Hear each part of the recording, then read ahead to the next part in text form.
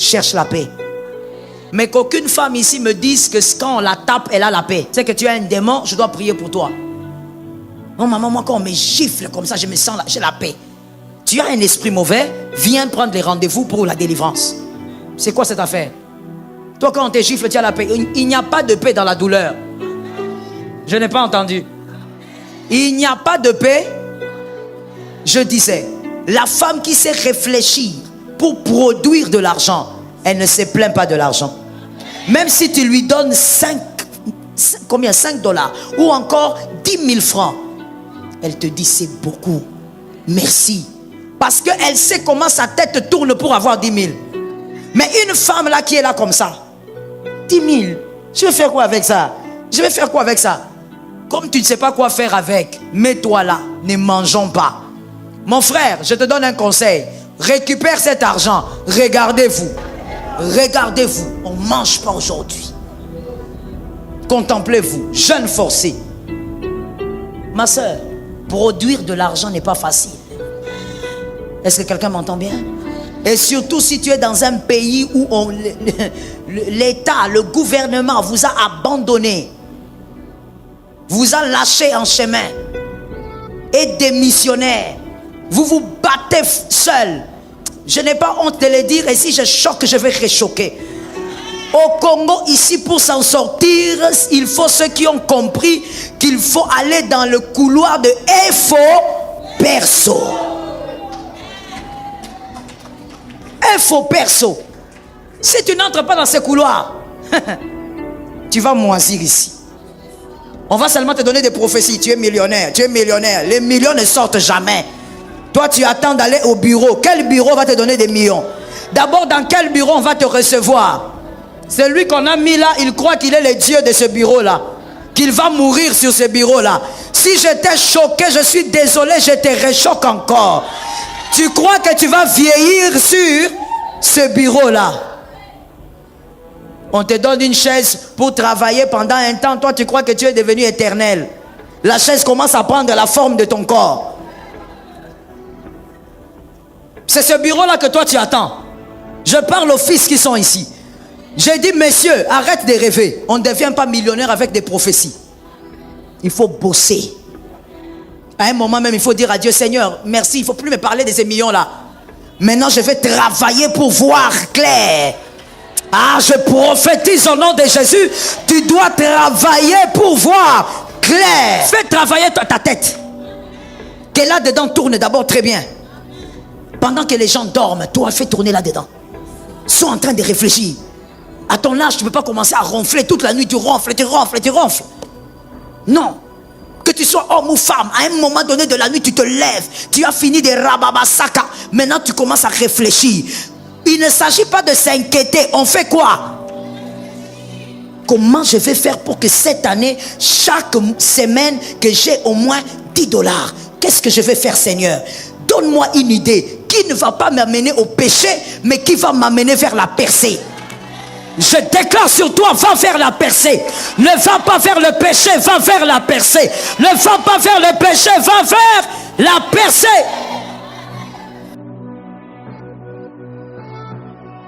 Que Dieu bénisse ceux qui ont été là depuis le départ. Que Dieu soit aussi pour vous le Dieu d'Alpha et de Oméga. Ça tombe sur vous. Nous étions en train de parler de ces principes à établir quand il faut avoir un mariage tranquille, pour un mariage calme. Et j'ai beaucoup regretté l'absence de la plupart des hommes le premier jour. Comme je le disais, il ne peut pas avoir un chef qui n'a pas été formé.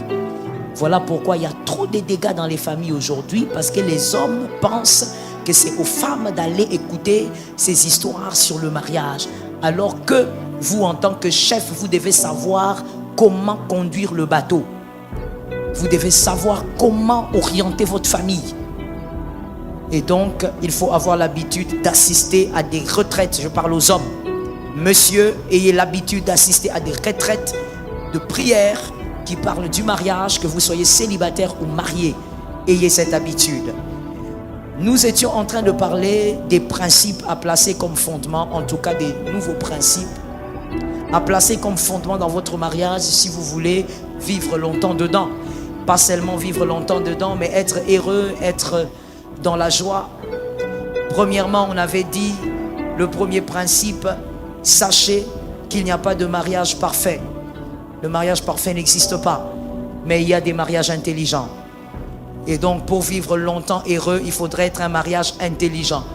Il faudrait être ou avoir un mariage intelligent ou être un couple intelligent.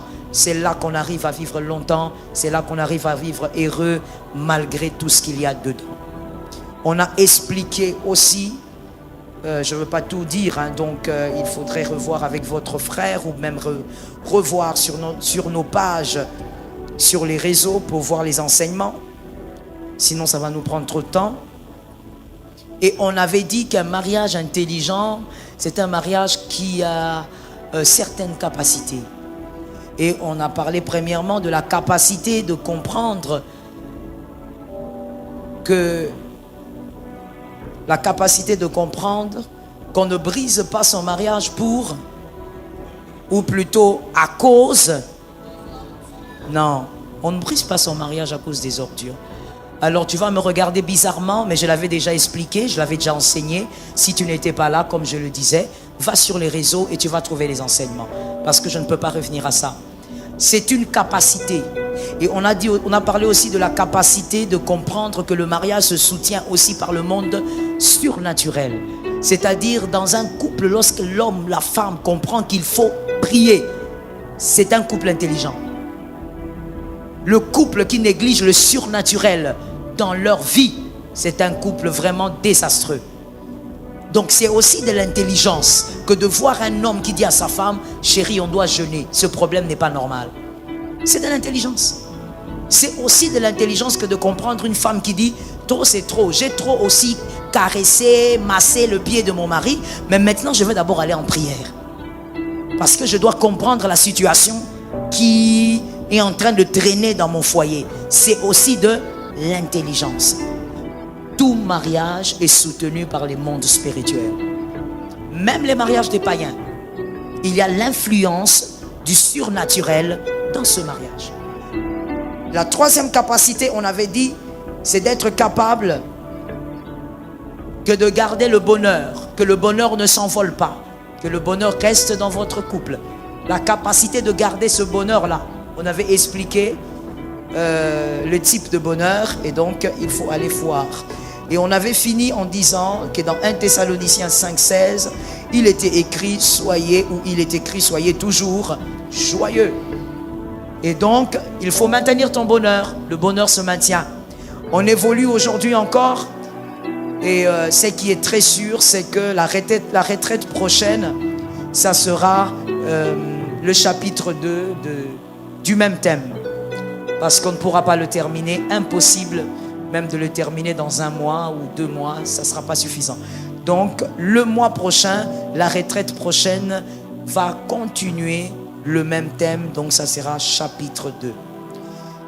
Et aujourd'hui, nous ajoutons toujours sous le même principe. Le mariage parfait n'existe pas. Il n'existe que des mariages intelligents. Pour ceux qui vivent dans le bonheur et dans la paix, ils sont intelligents. Ils ne sont pas parfaits. Avoir la capacité, une autre capacité.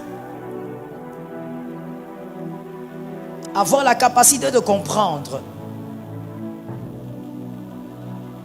que son avis ou encore ses opinions, je parle donc du couple en tant que marié, homme-femme, avoir la capacité de comprendre que son avis ou encore son opinion ou ses opinions ne sont pas paroles d'évangile.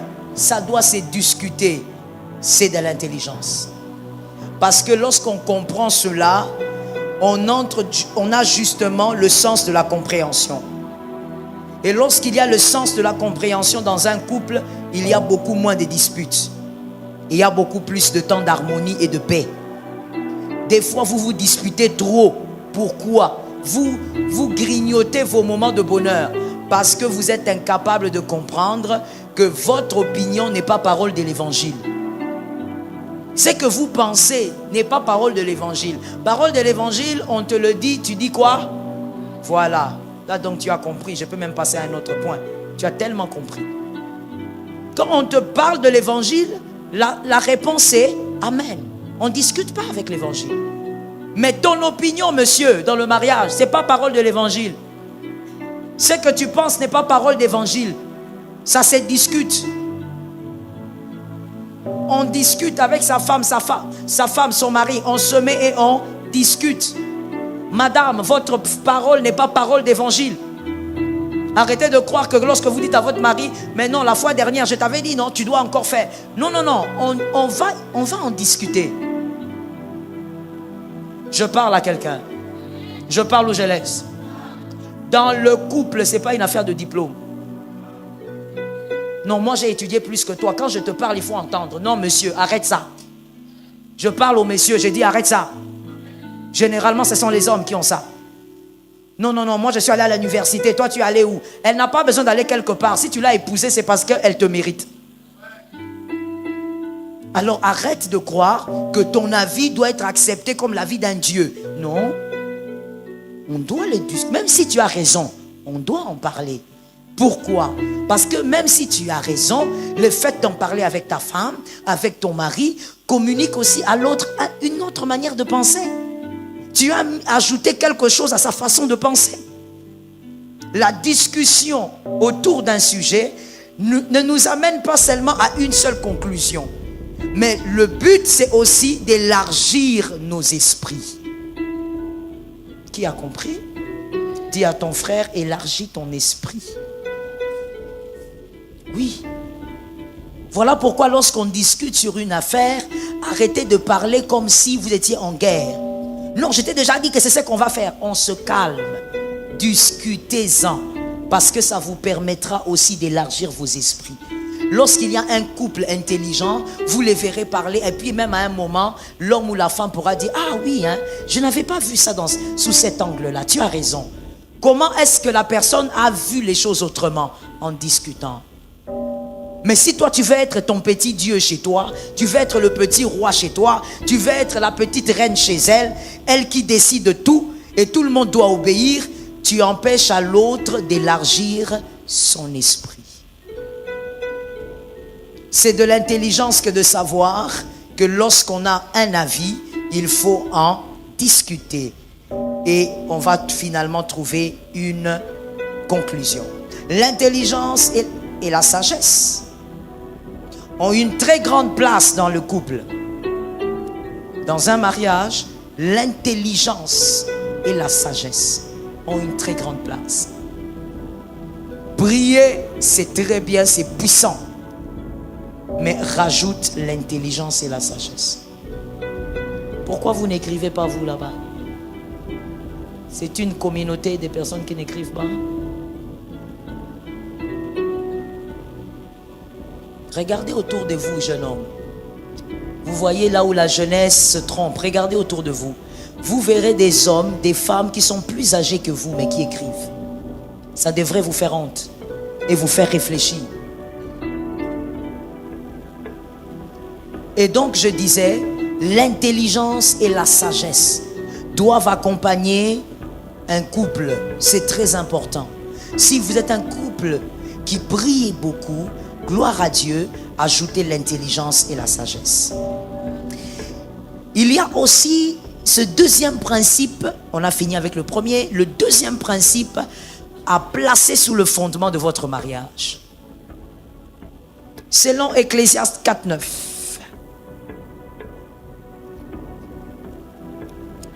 Ecclésiaste 4.9.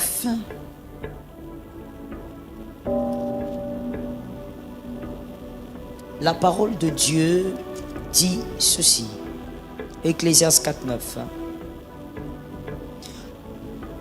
Deux hommes associés valent mieux qu'un seul. À deux, ils obtiennent un meilleur résultat pour leur travail. Et donc ce verset révèle que travailler en association avec votre conjoint vous amènera plus loin et vous permettra d'avoir des grands résultats. Que quelqu'un me dise résultat. Dis à un voisin, à une voisine, résultat. Vous savez, si on se marie pour n'avoir aucun résultat, il ne faut pas se marier. Je reprends parce que je n'ai pas entendu des amens. Si on se avoir des résultats, il faut laisser. On se marie pour avoir des résultats dans tous les domaines. Voilà pourquoi Dieu a dit au couple au commencement, soyez féconds. Si votre union ne vous rend pas fécond dans tous les domaines, votre union a un problème. Il faut se demander si vous êtes bien choisi. Si vous êtes bien choisi, alors ajoutez l'intelligence et la sagesse. Le deuxième principe à placer selon le verset donné, le mariage n'est pas un lieu où tu vas tout avoir. Le mariage n'est pas un lieu où tu vas tout avoir. Où tu te maries en disant, maintenant, ma galère est terminée.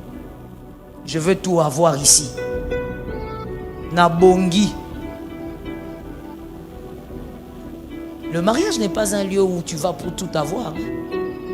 C'est ce qui a désillusionné beaucoup de femmes. Ah oui. Tu as cru que tu es entré dedans où tu vas tout avoir. Monsieur, tu vas tout avoir. Voilà, je vais avoir une femme, je vais avoir une maman, je vais avoir une petite soeur, je vais avoir un frère. Tu seras déçu. Le mariage n'est pas un lieu pareil. L'endroit où tu pourras tout avoir de positif, c'est au ciel. Merci pour cet amen-là. Et je continue en disant, lorsque vous pensez que vous pouvez tout avoir dans le mariage, vous avez des désirs un peu étranges. Parce que, écoutez, il y a quelques types de désirs. Vous allez vous-même vous situer quand on va écrire. Premièrement, il y a des désirs enfantins. Il y a des gens qui se marient avec des désirs enfantins. Les désirs des gamins et des gamines. Mais ils sont vieux. Les désirs enfantins. Écrivez d'abord, on va expliquer. Il y a aussi des désirs irresponsables. Totalement irresponsables. Mais quelqu'un se marie avec. Voilà pourquoi je vais dire à une soeur, à un frère, le mariage, ce n'est pas l'anneau que vous avez au doigt. Le mariage, c'est bien au-delà de tout ça. Le mariage, ce n'est pas... Ça ne commence même pas le jour où on vous bénit ici. Le mariage commence le jour où vous commencez à vous accorder. Et donc, il y a des gens qui se marient avec des désirs irresponsables, totalement. Troisièmement, il y a des gens qui se marient avec des désirs destructeurs. Tu ne le sais pas, mais c'est destructeur. Voilà pourquoi toi qui n'es pas encore marié, tu es gracié. Et toi aussi qui es déjà marié, tu peux rectifier le tir, tu es toujours gracié.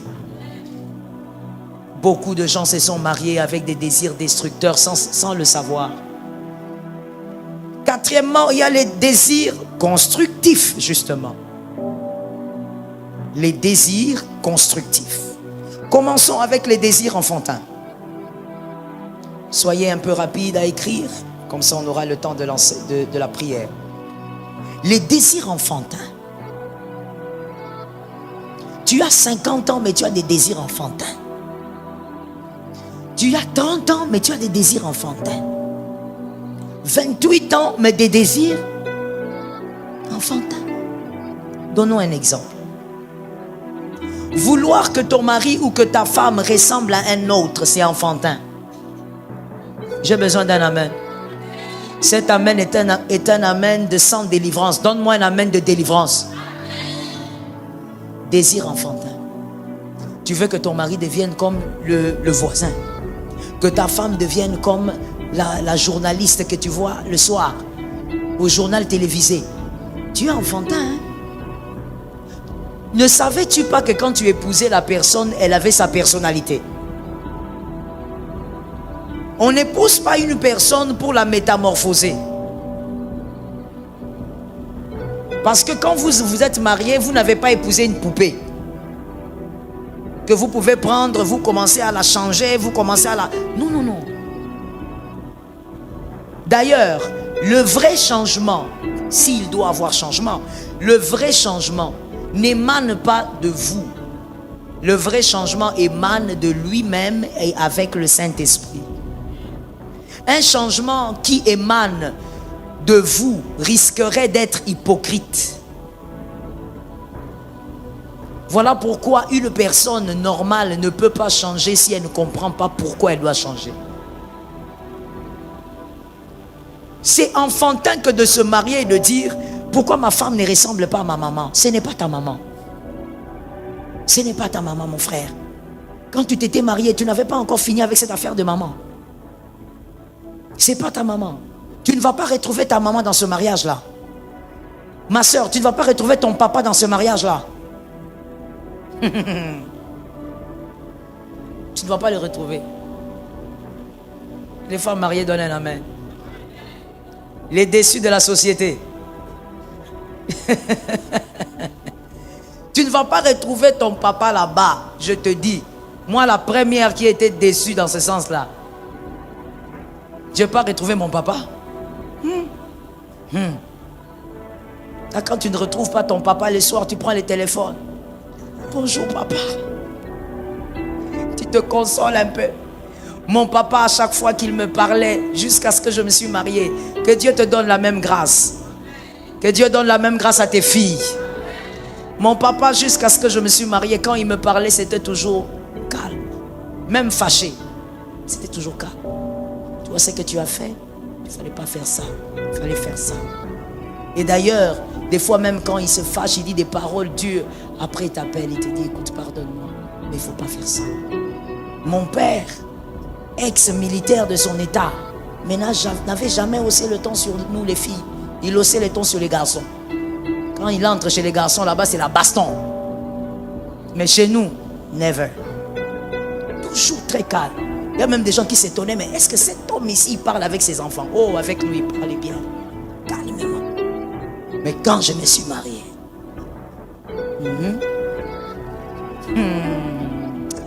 mon frère dit à quelqu'un, Marie, c'est pas papa. Va dire à un autre, Marie, ce n'est pas papa. Hein? J'ai voulu maintenant essayer. Hein? J'ai voulu essayer ce que je faisais avec papa. Je me suis fâché. J'ai commencé à réclamer des choses. Ma soeur, il était calme seulement en train de me regarder. Il me regarde à un moment donné. La manière dont il a crié, ma soeur, mon état d'âme est revenu. Tu vois, mon âme est revenue à sa place. J'ai regardé, j'ai dit, ce n'est pas possible. Et puis je lui ai dit, pourquoi tu cries? Il m'a dit, je crie. Ma soeur, c'est de l'enfantillage que de croire que son mari doit changer pour ressembler à quelqu'un d'autre. Que si tu veux le changement de ton mari ou de ta femme, puisque nous sommes perfectibles, donc tu vas forcément souhaiter un changement. Mais ce changement doit être pour vous donner la paix, pas pour ressembler à quelqu'un. S'il arrive à un niveau où il te donne la paix, ma soeur, prends ça, garde. C'est suffisant. Mon frère, si ta femme arrive à changer au point de te donner la paix, c'est suffisant, même s'il ne ressemble pas à la journaliste là. Prends ça. On ne cherche pas le changement pour ressembler. Oh non, toi tu ne vois même pas notre pasteur. Maman, il faut arrêter ça. C'est quoi ton problème? Hein? Tu veux détruire le cœur de cet homme-là? Tu veux que ton mari ressemble à ton pasteur? Pourquoi? Pourquoi il va ressembler à ton pasteur? Il n'est pas le pasteur. Il n'a pas son cœur. Il n'a pas son éducation. Pourquoi tu veux qu'il ressemble? Tu vois des femmes en train de dire, toi tu ne vois pas notre pasteur, comment il fait? Ma soeur, tu vas moisir. Tu vas vieillir. Les rides vont. Pourquoi tu me regardes comme ça? Dis-moi, les rides vont sortir. Ton mari ne doit pas ressembler à ton pasteur. Il n'est pas ton pasteur. Oh non, même quand mon pasteur me parle, il ne me parle pas comme ça. Toi, pourquoi tu me parles comme ça? Il n'est pas ton pasteur. Ton mari doit vouloir changer, s'il le veut, par la grâce de Dieu. Ta femme doit vouloir changer pour que vous ayez la paix. Si vous avez la paix, gloire à Dieu, avancez dans votre paix. Et je veux même dire à quelqu'un, c'est peut-être choquant, mais je veux quand même te réchoquer. Dis à un frère, chacun a sa paix. Dis à un autre, chacun a sa paix. Tu sais, mon frère, quand je te dis de parler à quelqu'un comme ça, c'est parce que tu peux sauver un autre. Peut-être que si moi je dis, il ne va pas entendre, mais si toi tu dis, il va écouter. Chacun a sa paix. C'est-à-dire, il y a des familles où leur paix consiste à rester silencieux. Quand tu entres chez eux, tout le monde est. Même chez les moines, c'est pas comme ça. Ils sont calmes. Donc, au-delà de la paix, il y a le silence. Tout le monde parle. Bonjour, calmez-vous, merci. Tu vois comment ça te fait rire, hein? Parce que toi-même, tu sais comment tu as grandi. Hein? Le feu dans lequel toi tu as grandi. Mais il y a d'autres familles, ils sont brouillants, mais ils sont dans la paix. Oui, ils sont brouillants, mais ils n'ont pas de problème. Ils sont dans la paix. Il y a aussi d'autres familles, eux, pour sentir vraiment qu'ils sont dans la paix, ils se taquinent. Ils blaguent beaucoup. C'est ça leur paix. Maintenant, toi, tu veux que ton mari ressemble au voisin. Est-ce que tu sais comment ça se passe là-bas? Tu veux que ta femme ressemble à la voisine. Est-ce que tu sais comment ça se passe là-bas? Écoute, ne cherche pas à une certaine ressemblance par rapport à qui que ce soit. Ne cherche pas à une certaine ressemblance par rapport à qui que ce soit. Cherche la paix.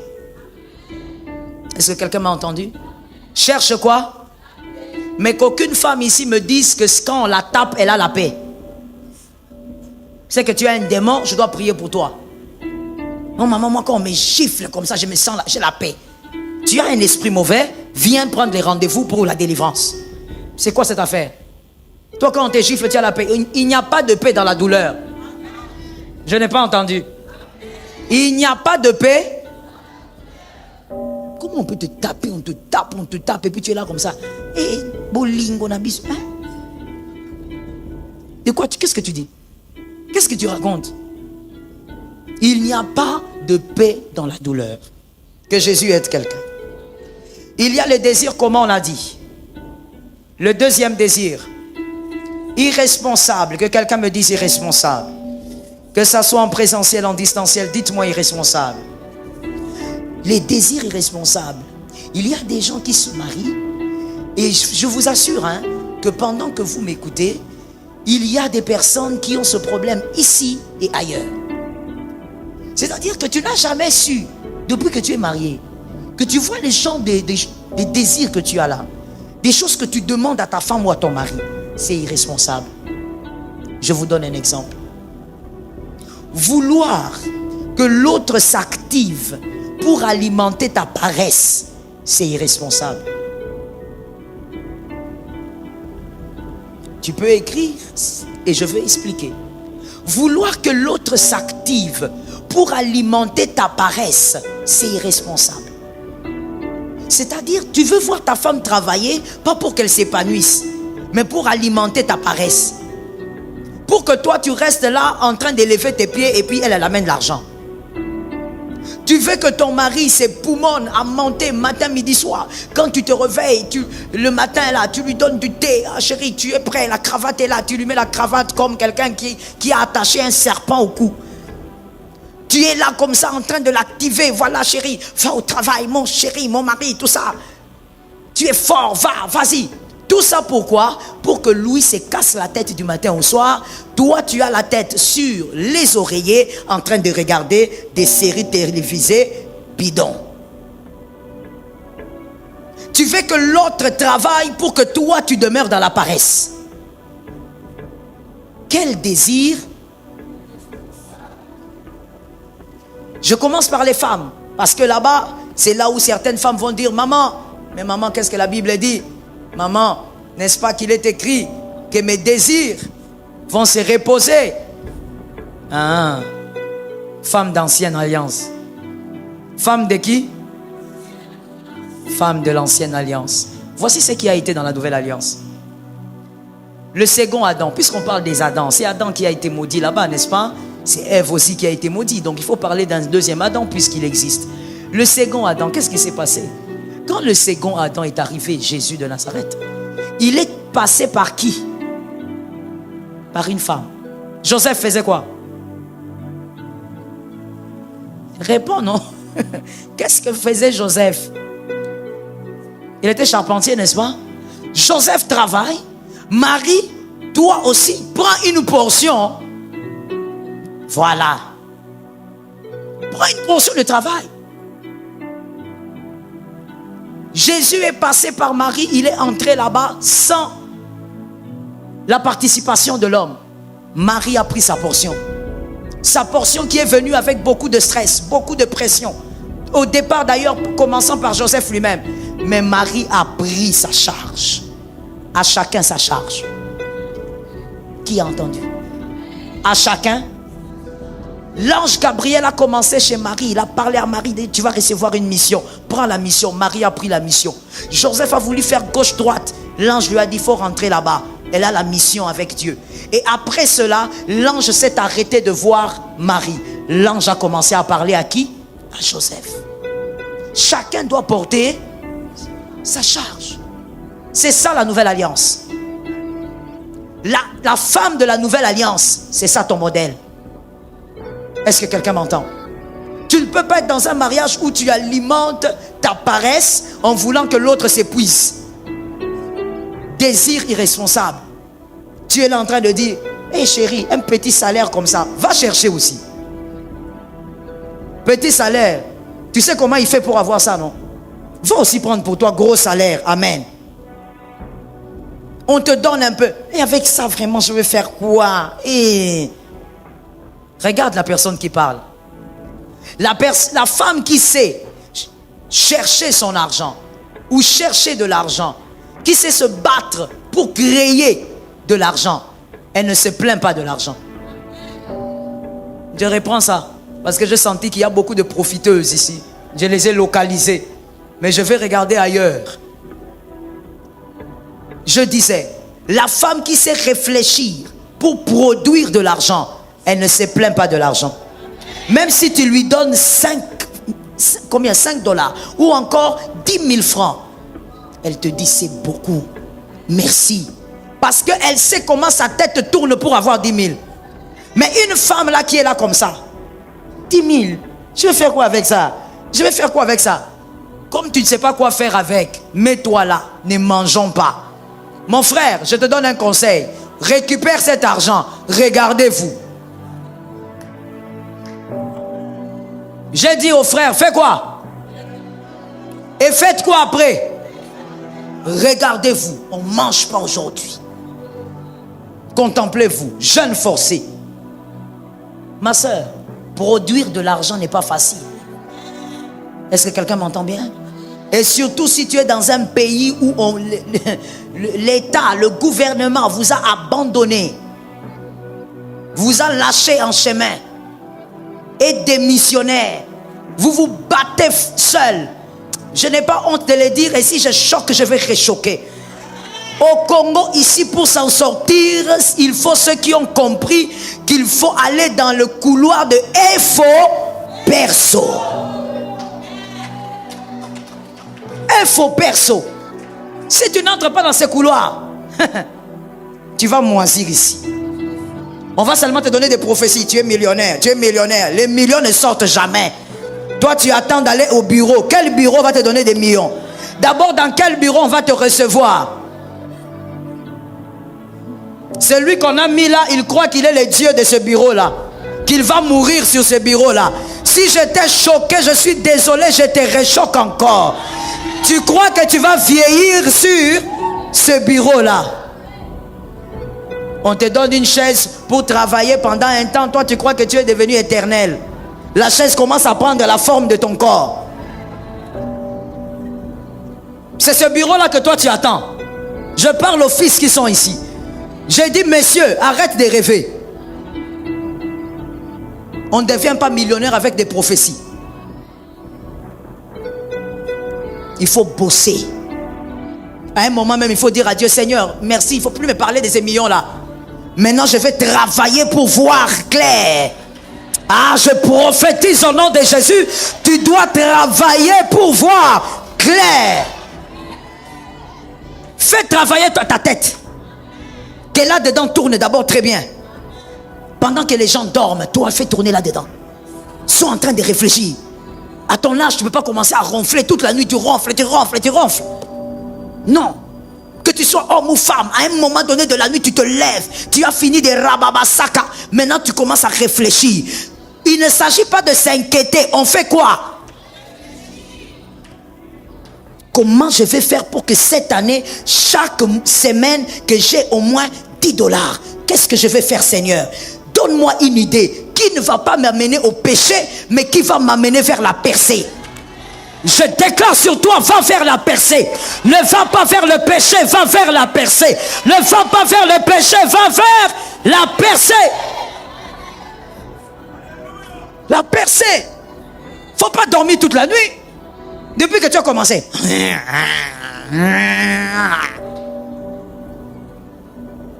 Il suffit, tout ce que tu attends, c'est qu'on prenne les claviers là, qu'on amène ça là où tu es, qu'on cherche la note de ton ronflement. Et même quand on te réveille, tu es là. La musique. À ton âge, tu as 32 ans, madame. Tu sais comment ça que tu te comportes. 25 ans à ton âge, tu dis, la musique. Non, moi je n'aime pas qu'on coupe mon sommeil. Parce que le sommeil t'a donné quoi? Repose-toi pour revigorer le corps. Mais après cela, commence à travailler avec ton cerveau. Commence à te poser des questions. Toi, tu es là dans le mariage, tu alimentes ta paresse. Tu veux que ton mariage se tue là-bas avec le travail. Qu'il aille se tuer. Toi, tu prends tes 2 pieds et tu mets sur la table. Tu es là en train de regarder la télé dont tu ne connais pas le prix. 2021, en 2021, en ce siècle d'aujourd'hui, toi tu es une femme, tu ne connais même pas le prix du placement. Vraiment? 2021, 2022 plutôt. 2022, tu ne connais pas le prix d'une télé, mais tes pieds, télécommande à la main, la reine d'Angleterre. D'ailleurs, pourquoi je parle de la reine d'Angleterre? Cette femme bosse. Regarde jusqu'à quel âge elle tient. Elle a bossé pratiquement toute sa vie. Un modèle de femme d'ailleurs, qui a bossé toute sa vie. Elle a pris la tête là où on pensait qu'une femme ne pouvait pas régner, elle a régné. Mais toi tu es là comme ça. Tu n'as même pas un vélo. Tu soulèves seulement les pieds pendant que ce pauvre monsieur est en train d'aller souffrir là-bas sous le soleil. Et tu prends aussi ton téléphone. Chérie, tu rentres à quelle heure? Oh, les embouteillages. Oh, ça va aller. Tu alimentes quoi? Ta paresse. Voilà pourquoi je décourage une jeune sœur. Le mariage n'est pas une bouée de sauvetage. Cet amen est pourri, donne-moi un amen. Le mariage n'est pas une bouée. Oh, mon père m'accule, je vais me marier. Oh, je ne mange pas bien chez nous, je vais avoir ma casserole. Tu veux avoir ta casserole, travaille aussi. Est-ce qu'une dame m'a entendu? Monsieur, maintenant je vais chez vous. On n'alimente pas votre paresse en disant à ta femme, tu vas commencer aussi le commerce à Dubaï, Chine, comme les autres femmes. Tu veux que ta femme fasse Dubaï, Chine pour elle, pour la famille, ou pour que toi tu dormes à la maison et tu manges de l'argent et tu consommes son argent, tu bouffes. Tu es là en train de regarder ta femme quand elle revient. Chérie, ça va? Ah oui, oui, oui, oui. Donne-moi un petit. Un petit. Un petit. Toi, dans ta poche, tu as combien? Dans le couple, on se complète. Chacun sa mission. Marie a porté la grossesse. Joseph a aidé Marie à quitter Bethléem vers l'Égypte. Chacun sa part. Joseph était charpentier, Marie a porté la mission. Fais ton travail, laisse aussi l'homme faire son travail. Complétez-vous et chassez la paresse. Une autre forme de désir irresponsable. Vous voulez utiliser la belle famille pour vous aider. Quel désir irresponsable. Je crois que je vais m'arrêter là pour cette fois-ci. Vous voulez utiliser la belle famille pour être pour vous une bouée de sauvetage. Et tu n'as pas honte. Que les dames me disent, Seigneur, délivre-nous. Quand je disais les dames, je voyais même les demoiselles. Dites-moi, Seigneur, délivre-nous. Non, toutes les dames, demoiselles, Seigneur, délivre-nous. Bien-aimés, je commence avec vous, les dames. Donc toi, tu ne constates pas que c'est honteux, que ta famille remarque que ton mari est en train de bouffer par ta famille. Non, tu n'as pas entendu, je vais aller tout doucement. Tu n'as pas constaté que c'est honteux maintenant, que ton mari commence à s'alimenter à la mamelle de ta famille. Quand ton mari dans la chambre, écoute, je veux dire à une femme, hein, que l'amour ne te donne pas l'ivresse jusqu'à te déraisonner. Je reprends. Que l'amour ne te donne pas l'ivresse jusqu'à te déraisonner. Même lorsque tu es ivre d'amour, garde un peu la tête sur les épaules. Quand dans la chambre, là, ton mari te dit, bon chéri, comme ton papa est revenu, hein? Oui, papa est revenu. Ah, il est revenu avec des valises. Hein? Toi aussi, tu complètes. Oui, papa est revenu avec quelques valises. D'ailleurs, la petite soeur m'avait appelé. Elle a dit que j'aille prendre notre valise. Ah, on peut partir le dimanche. Et toi aussi, la femme qui déraisonne. Oui, alors c'est un problème. D'ailleurs, papa sera content de te voir. Madame, tu n'as pas honte. Tu sais, quand tu vas te retourner avec ton mari, toute la famille va commencer à faire ça.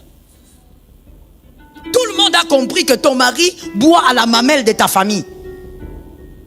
On peut aider une fois. On peut aider 2 fois. Ça ne doit pas être une vie. Ah, je refuse cela au nom de Jésus. Moi-même, je refuse au nom de Jésus. Je refuse ça avec mon âme, mon esprit, mon corps. Et d'autres parties que je n'ai pas. Je refuse ça. Oui. Comment toi tu trouves normal? Femme mariée. Ton mari, tu le prends aussi le dimanche. Vous vous tenez. Vous allez en famille. La famille de qui? De la femme. Vous arrivez là-bas. Bonjour papa. Le papa aussi regarde, il sait que cet homme est venu parce qu'il est venu de l'Europe. Papa aussi qui dit bonjour mon fils. Un bonjour froid. Ça va mon fils? Oui papa. Ça va bien papa. Votre voyage a été bon papa. Mendiant. Je réchoque. Mendiant. Et tu te mets là. On te sert Maltina. Tu es là. Non, quand on te sert Maltina, au lieu même de prendre ton Maltina un peu avec une certaine classe, tu es en train de gérer un peu tes envies du Maltina. Tu as fait des mois sans boire. Mais toi tu prends.